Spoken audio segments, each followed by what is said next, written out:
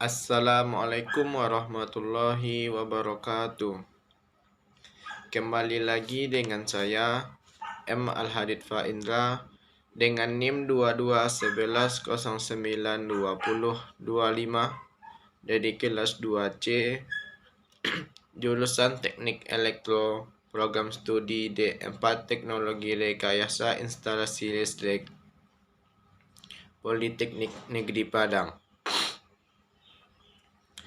Pada kesempatan kali ini, dalam mata kuliah medan elektromagnetik, saya akan mereview sebuah jurnal di mana jurnal ini saya dapatkan dari sumber internet.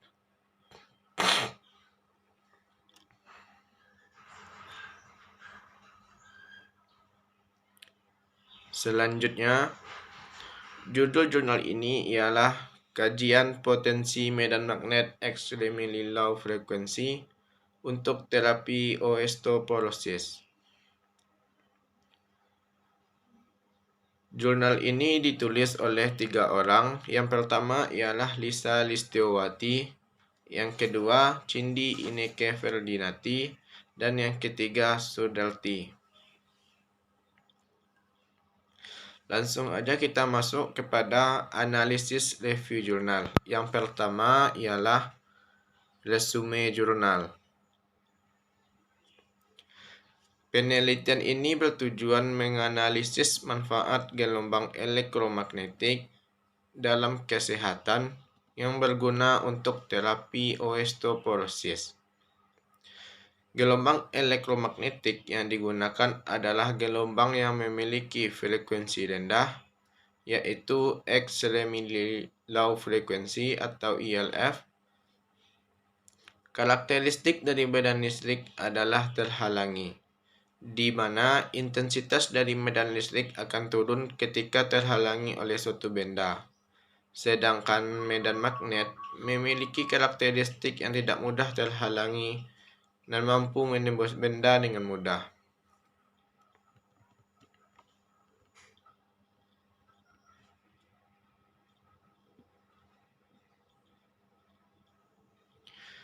Banyak makhluk hidup yang secara langsung terpapar medan magnet alamiah secara terus-menerus.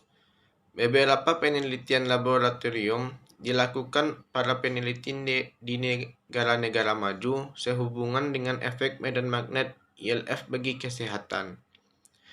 Beberapa faktor telah dicoba menggunakan berbagi frekuensi yang dihasilkan dari energi listrik maupun energi magnet. Hasil eksperimen tersebut menunjukkan beberapa bukti bahwa paparan medan magnet ELF memberikan dampak bagi kesehatan. Banyak penelitian telah membuktikan bahwa ELF sangat bermanfaat dalam bidang pengobatan tulang. Medan magnet ELF dapat membantu proses pembentukan osteoblast dan osteoklas. Osteoblast adalah sel yang berasal dari jaringan pendukung sel induk di stomata sumsum tulang. Pada sel ini memiliki tugas yang sangat penting, yaitu bertanggung jawab terhadap pembentukan dan perkembangan tulang.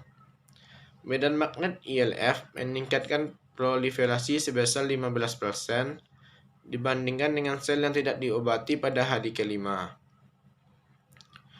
Selain itu, paparan ELF secara signifikan meningkatkan ekspresi aktivitas alkalin fosfatase atau ALP selama tahap awal osteogenesis dan secara substansial meningkatkan mineralisasi di dekat titik tengah osteogenesis dalam waktu 2 minggu.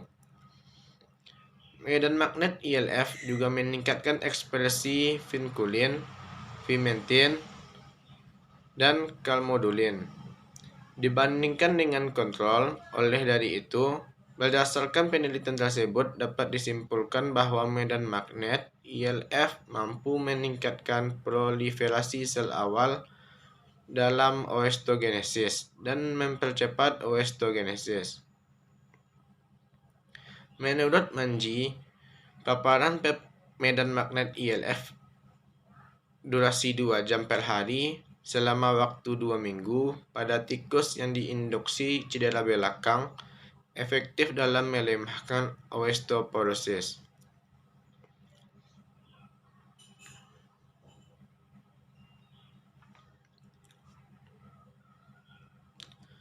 Dari beberapa jurnal penelitian lain, dapat diketahui bahwa durasi paparan juga berpengaruh terhadap hasil penelitian.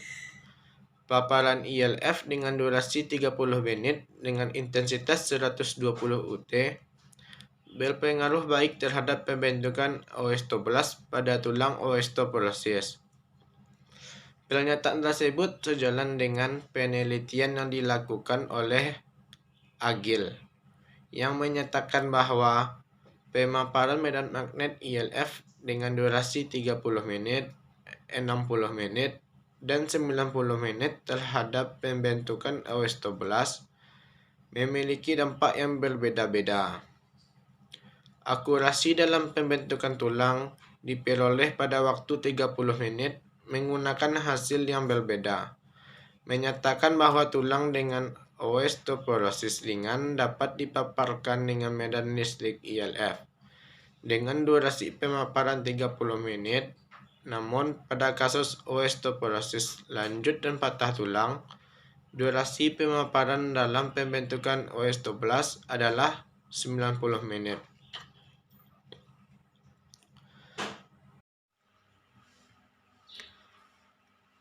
Untuk membuktikan manfaat medan magnet dilakukan beberapa percobaan. Percobaan ini menggunakan sampel seperti tikus, kelinci, dan manusia. Dan hasil yang didapat dengan sampel tikus bahwa penggunaan ILF berguna dalam pencegahan osteoporosis, dan pada tikus-tikus lain yang diinduksi cedera belakang dapat melemahkan osteoporosis. Dan pada manusia dapat meningkatkan kepadatan mineral tulang, dan pada kelinci dapat memperbaiki cacat osteoporosis khususnya pada perbaikan tulang lawan.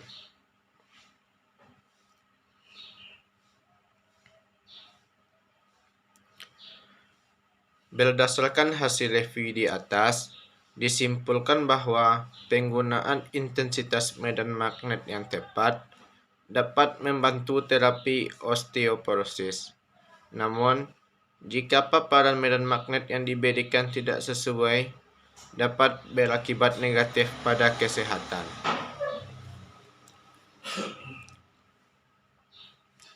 Selanjutnya, kita masuk pada kelebihan isi jurnal. Yang pertama, materi ini memberikan gambaran tentang potensi penggunaan medan magnet extremely low frequency atau ILF dalam terapi osteoporosis. Yang kedua, penelitian ini memberikan pemahaman tentang dampak paparan medan magnet ILF terhadap proliferasi sel, pembentukan osteoblast, dan penyembuhan osteoporosis. Yang ketiga, materi ini memberikan kesimpulan pentingnya intensitas yang tepat dari paparan medan magnet ILF dalam terapi osteoporosis. Selanjutnya kita masuk pada kekurangan isi jurnal. Yang pertama, abstrak.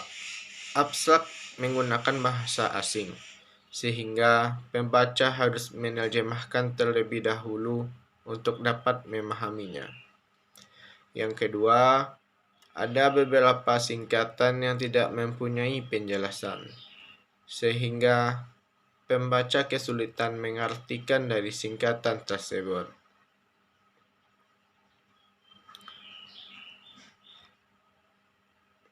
Yang ketiga, data-data yang digunakan pada jurnal ini adalah data periode tahun 2007 hingga 2023. Namun, data tersebut tidak dijelaskan secara rinci dan jelas di dalam jurnal.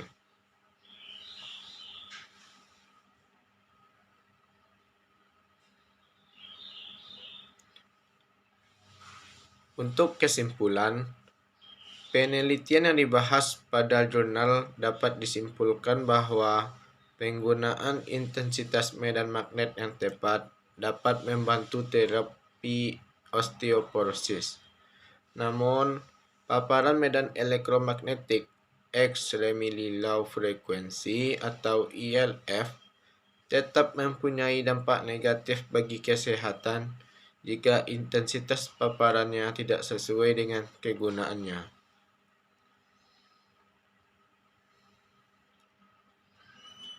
Dan untuk saran, berdasarkan hasil review jurnal yang telah diperoleh, maka terdapat hal-hal yang dapat diajukan sebagai saran untuk review jurnal selanjutnya, yaitu mengkaji lebih banyak lagi jurnal osteoporosis guna untuk memaksimalkan penggunaan medan elektromagnetik extremely low frequency untuk pengobatan osteoporosis.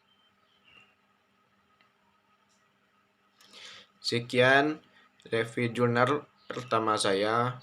Jika terdapat ada kekurangan dari segi review dan ucapan, saya mohon maaf. Assalamualaikum warahmatullahi wabarakatuh.